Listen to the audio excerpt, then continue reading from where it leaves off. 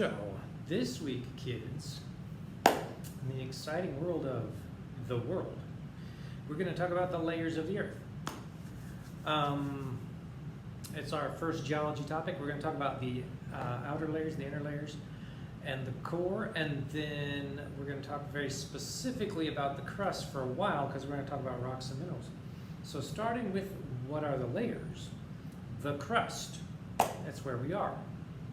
The solid bits, also called the lithosphere. Anything solid on the surface of the earth is litho or stone sphere, lithosphere. Then the mantle, then the outer core, then the inner core. And we're going to talk specifically about each one as we go. So the lithosphere, the solid sphere at the top layer of the earth, includes continental crust and oceanic crust. And I want you to know the difference between continental and oceanic, because there are some very specific differences.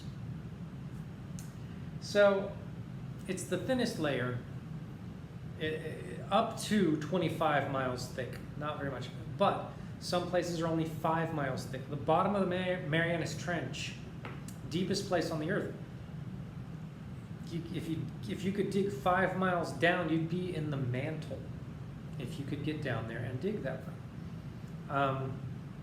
But the Himalayas, thickest part of the continental crust, the Himalayas, 25 miles thick to get down to the mantle. So, and I'm having an allergy attack. My whole head itches right now, and especially my nose, right there, because it's, don't ask me why. It's just ragweed just does this to me every time. Okay, sorry about that. So the surface of the earth has the crust. See, that's not even one of the bells. That's not supposed to be happening right now. Time to change classes, kids. Since you're at home, your next class is go mow the lawn. That's your next class. You should go mow the lawn because you're at home. Might as well. Feed your parents. Take them for a walk. Your parents need to get out every once in a while. They need the exercise. Take them around the block a couple times. All right, so back to what I was saying. The thinnest layer of the earth, made of solid rock, contains all the mountains, all the rocks, all the valleys, all the rivers, all the underground water sources. It's the crust. The crust that we're standing on is called the lithosphere. Oceanic crust and continental crust. And so the differences between the two, I want you to know oceanic crust is denser. It's on the test. Oceanic crust is denser. Continental crust is a little bit less dense. Oceanic crust is below the water because it sinks lower on the mantle. Continental crust is above the water because it rises up higher on the mantle. It floats better on the mantle. Oceanic crust is basalt. It's a denser rock. I have basalt samples to show you. But you're not here. So, darn it. So, oceanic crust is made of basalt. B-A-S-A-L-T. Basalt. Continental crust is made of granite. I'm not going to spell granite for you. I think you know how to spell granite. If you don't, call a countertop specialist. They can spell granite for you. Don't take the spelling for granite. You got to spell it right. So, that was a joke. That was supposed to be funny. Nobody's here to laugh, but oh, that's okay. I'm entertaining myself. Oh, why is it itching? If I was sneezing, I'd be fine. But no, it's itching. So, continental crust forms land masses. Those land masses are very tall and they're very low density, so they float up on the mantle. They're up higher than the oceanic crust. Oceanic crust is under the continents and under the oceans. It's not just under the oceans, it's under both. The oceanic crust is underneath everything between us and the mantle. Let's see, it goes, if you're about 5 miles down to 25 miles down, that's where the mantle begins and the crust ends, depending on if you're over the ocean or over the continents. The mantle is 1,800 miles thick. So from 5 miles down to 1,805 miles down. 1,800 miles thick. divided into the upper and lower mantles. We're going to talk about the upper mantle and the lower mantle in just a second.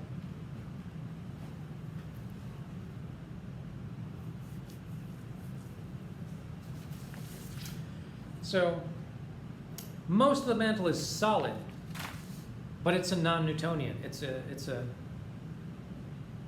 an amorphous solid. The mantle will move if you release the pressure on it, but it's inside the earth under a lot of pressure, under the crust. The crust is putting pressure on it, so it's a solid. But if heat starts rising through it, it behaves like a liquid, like a plastic that flows very, very slowly. An amorphous solid. It's like silly putty. If you take silly putty and you roll it into a ball, and you just let it sit on a table, it goes, and it turns into a blob instead of a ball. It's a very, very slow-flowing liquid, or a very, very slow-flowing solid, an amorphous solid. So the mantle can move. And the upper mantle consists of a layer called the asthenosphere. The asthenosphere acts like toothpaste. Inside a toothpaste tube, it's solid. But you open the tube and you hold it upside down, the toothpaste does not come out. It's still solid. But you squeeze it just a bit, and it's a liquid and it comes out. But that's the wrong way to think about it. It's when you release the pressure. When a volcano opens and releases the pressure, it becomes a liquid and magma comes up. Asthenosphere becomes a liquid when there is little pressure, and it's a solid when there's a lot of pressure. And so the asthenosphere, just below the crust, the asthenosphere, I'll spell that for you, A-S-T-H-E-N-O-S-P-H-E-R-E, asthenosphere. The asthenosphere, just below the crust, acts like a liquid when you release pressure by opening up a volcano or something. And it acts like a solid the rest of the time. Oh, this is really awful. I might have to redo this whole video. I probably won't, just because I don't like doing these things again when I've already done it once. So, mantle, asthenosphere in the upper mantle, lower mantle, mostly solid most of the time. When heat rises up through it, it can create a convection cell. It can move in a circular pattern.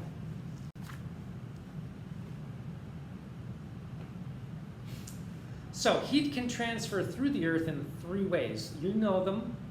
Same stuff you studied in middle school, high school, science.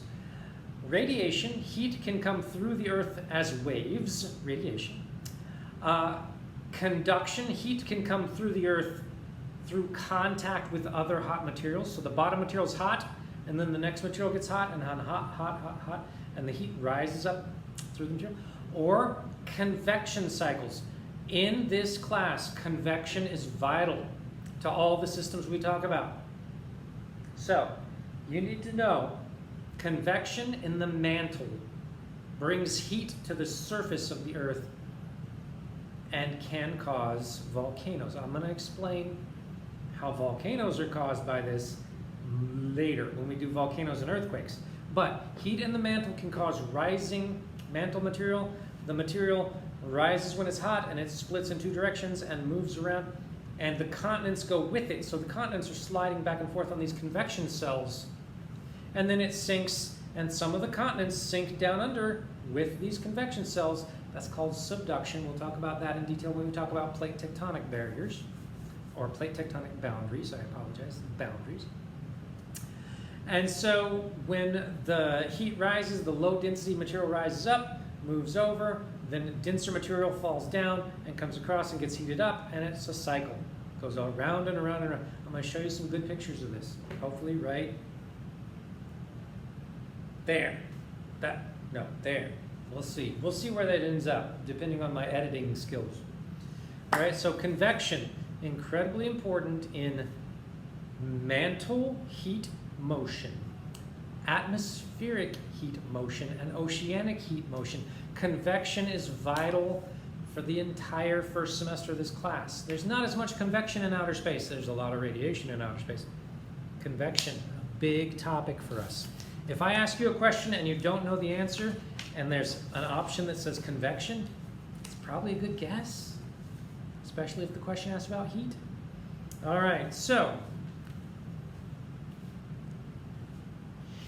between the mantle solid-ish, mostly solid, sort of solid, amorphous solid. Between the mantle and the liquid core is a layer called the D layer. It's we don't know if it's liquid or solid because it changes every few minutes to days to years.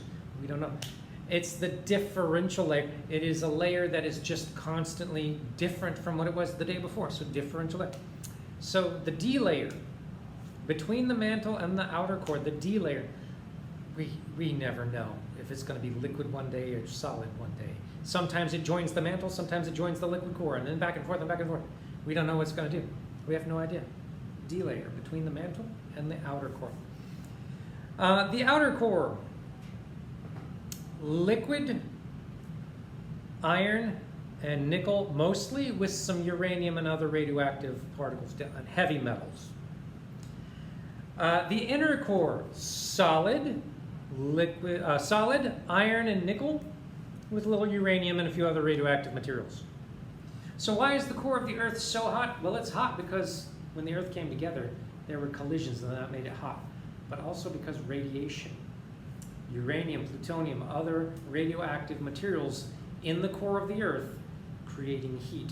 And so the core of the Earth is hot, but it's hotter than just the collisions of all the rocks that made the Earth would make it. So outer core, liquid, iron, nickel. Inner core, solid iron, nickel. And the outer core is vitally important for life on this planet because the outer core creates the Earth's magnetic field. The Earth's magnetic field protects us from the sun's radiation. Sun's radiation hits the Earth and goes around to the North and South Pole. And that radiation falls into the North and South Pole. But as it falls, it becomes less dangerous. And it turns into the Aurora Borealis in the North Pole and the Aurora Australis at the South Pole. So, the Earth's magnetic field created by the liquid outer core, motion in the liquid outer core, creates the Earth's magnetic field, protects us from the solar radiation called the solar wind. And so we have an atmosphere, and it remains on the planet because the solar wind is blocked by the Earth's magnetic field. Mars lost its liquid core. It turned solid. It does not have a magnetic field. Its atmosphere gets blasted off all the time. Mars would have a great atmosphere. We could live on Mars if it had a magnetic field to keep the atmosphere on the planet, but the atmosphere keeps getting blasted off by the sun.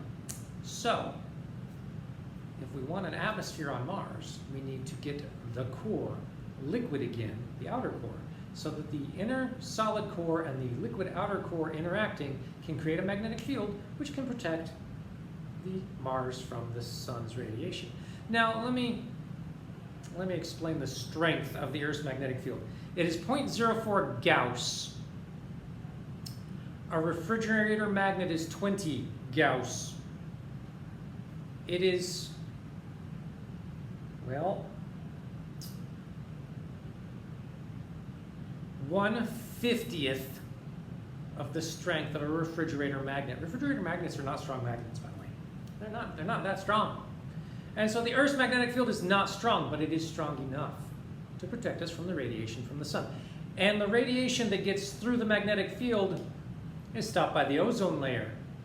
And so we're safe, and life can exist on this planet. Mars could have had life. Mars might have had life. We cannot say because we don't know. All right, so I think we're good on that one. That one lasted a little longer than I wanted it to, so I'm going to stop now.